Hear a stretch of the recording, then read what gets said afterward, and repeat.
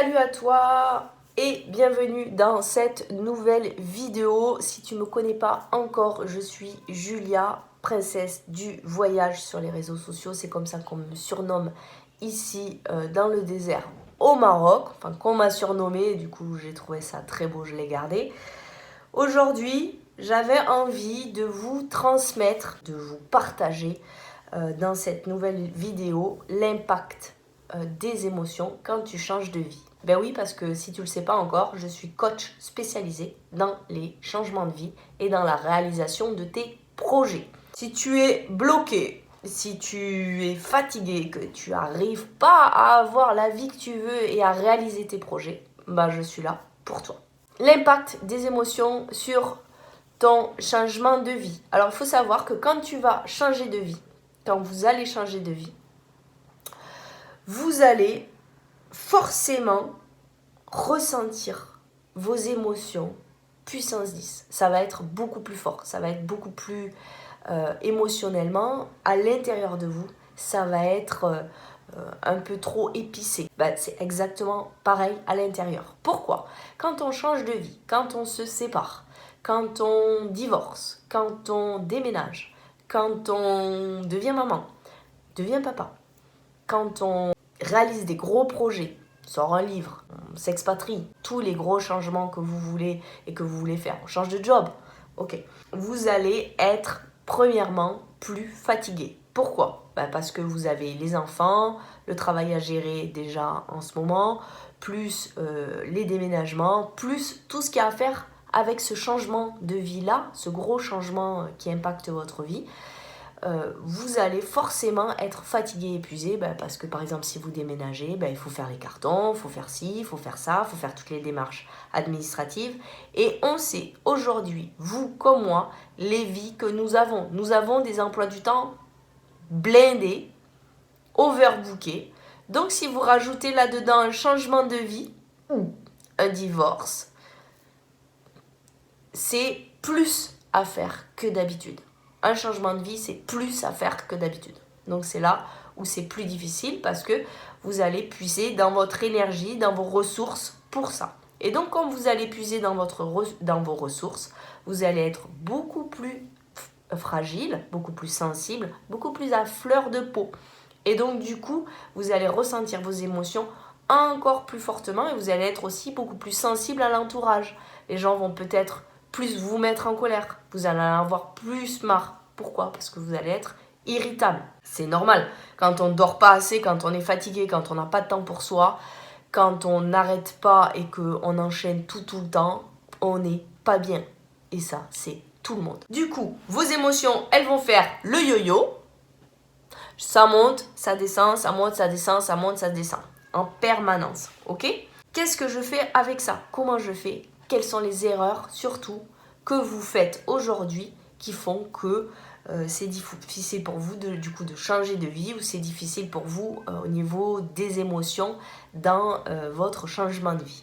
Alors, la première chose, c'est de ne pas les identifier. Vous ne les identifiez pas. Vous ne savez pas faire la différence peut-être entre la colère, la tristesse, la peur. Est-ce que j'ai vraiment peur ? Est-ce que je suis vraiment en colère ? Est-ce que sous la colère, il n'y aurait pas la peur ? Ou des fois, sous la colère, en fait, au fond, je suis triste. Donc déjà, si je n'ai pas identifié mon émotion, c'est compliqué. D'accord ? Ça, c'est le premier point que je voulais vous donner. Le deuxième point, c'est de ne pas prendre le temps de les identifier. Je me mets en colère en permanence, en ce moment, parce que je suis en train de déménager, parce que je suis débordée, parce qu'il y a le bébé qui est arrivé, parce qu'on construit la maison, j'en peux plus. Et pourtant j'ai la vie que je veux, mais j'en peux plus. Mais qu'est-ce qui se passe en fait ? En fait, t'es épuisé, t'as pas de temps pour toi. Et c'est quoi ? T'es en colère après quoi en fait ? C'est quoi vraiment qui te gêne ? T'as même pas pris le temps de te poser pour savoir ce que tu ressentais. Le troisième point que je voulais vous donner, c'est ne pas savoir quoi en faire. Ok, là il y a quelqu'un j'étais en live sur Kiffe ta Life. Je suis en colère, je sais pas comment faire, je sais pas quoi faire, je sais pas comment faire avec cette émotion. Elle me submerge et du coup je suis submergée par l'émotion. J'en fais quoi en fait ? Je suis triste, je suis submergée par l'émotion. Je ne fais que pleurer du matin au soir. Ok, là il y a un problème. Et donc, de ne pas savoir quoi en faire. Entre la colère, la peur, la tristesse, la haine, etc. Bon, généralement, la joie, on sait le gérer. Mais du coup, on va pas gérer, j'aime pas ce mot gérer, gestion émotionnelle, mais on va pas s'occuper entre guillemets de la colère comme on va s'occuper de la peur, comme on va s'occuper de la tristesse. La colère peut engendrer de la violence, ce que j'ai expliqué dans le live. La colère peut engendrer de la violence. Donc c'est une émotion dont on a très peur parce que on a peur de dire des bêtises, on a peur de blesser les autres lorsque l'on est en colère. Ok ?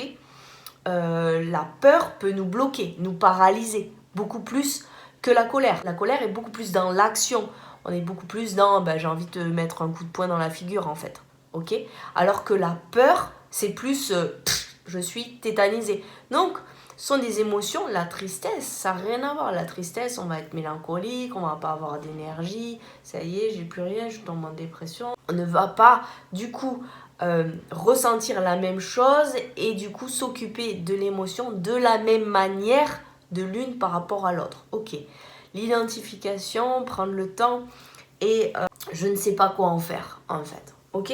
Le quatrième point que je voulais vous donner dans cette vidéo, c'est qu'en fait, bien souvent, on refoule, on veut, c'est pour ça que j'aime pas ce mot gérer, on veut être dans la gestion émotionnelle, mais on n'est pas dans une gestion, en fait on est dans un contrôle. Et quand on veut contrôler, et quand on va refouler nos émotions, on va les cristalliser encore plus à l'intérieur de nous. C'est comme si vous imaginiez que c'est comme la glace par exemple, vous cristallisez de l'eau et elle devient des cristaux et du coup ça devient tout dur. Ce qui peut vous créer des tensions dans votre corps, ce qui peut vous créer des problèmes de santé, donc ce qui peut venir à long terme vraiment impacter même sur le plan physique votre corps. Donc ça c'est vraiment la chose que la majorité des gens font et qui est la plus grosse erreur en termes d'émotion. Alors que de ne pas accueillir, de ne pas accepter, je suis triste. En fait, je suis triste pour telle et telle raison. J'ai été blessée pour telle et telle raison. Ok, en fait, je suis en colère pour telle et telle raison. Ok, ça, c'était le quatrième point. Je ne sais pas accueillir, je ne sais pas intégrer en moi l'émotion. Déjà, en plus, j'ai même pas pris le temps de l'identifier. Donc, l'accueillir, l'accepter, ça va être compliqué. Ok. Cinquième point. Croire que la colère, la tristesse et la peur sont des mauvaises émotions. Il n'y a pas de bonnes ou de mauvaises émotions, en vérité. Il n'y a pas ça c'est bien, ça c'est pas bien. Elles sont bien aussi, ces émotions-là. Elles sont tout aussi importantes et ça c'est vraiment à comprendre. La colère est tout aussi importante que la joie. La tristesse est tout aussi importante que la peur. J'ai peur d'un danger, donc c'est important. Après, si la peur me bloque complètement, me paralyse et ne me fait plus avancer dans mon projet, là après je vais aller regarder, voir comment débloquer cette peur, etc. Mais en tout cas, elles sont très importantes. La colère vous permet que si on vous écrase le pied, vous dites « Eh oh, je suis là, maintenant tu t'arrêtes, tu te pousses sur le côté, je suis en colère parce que tu ne m'as pas respecté. » Donc c'est très très important. La tristesse aussi est très importante. Vous ne seriez pas joyeux si vous ne seriez pas triste, en fait. Bon, si vous pleurez tous les jours en allant au boulot, il y a un problème. Là, vous pouvez m'appeler. Sixième point, il y en a 6 dans cette vidéo. Sixième point, c'est de ne pas savoir exprimer vos émotions. Pourquoi ? Parce que vous vous assumez pas, vous osez pas, Alors j'ai fait plein de vidéos sur ça et généralement on n'a pas la vie qu'on veut parce que juste on n'a pas le courage de dire les choses et donc là, pareil, l'expression des émotions quand on change de vie, c'est très très très important. Dire aux autres, en fait, j'en peux plus, en fait, je suis fatiguée, en fait, je suis en colère, en fait, je suis blessée, en fait, je suis triste, en fait, j'ai peur,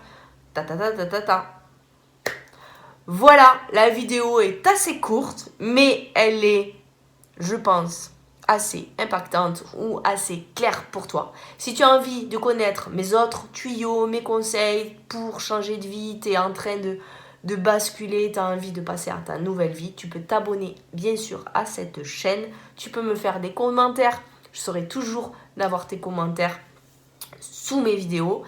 Et si tu en as vraiment envie, tu peux aussi rejoindre le groupe Kiffe ta Life sur Facebook. C'est un groupe très très privé. Je vous dis à bientôt. Je vous fais des gros bisous du Maroc. À ciao ciao.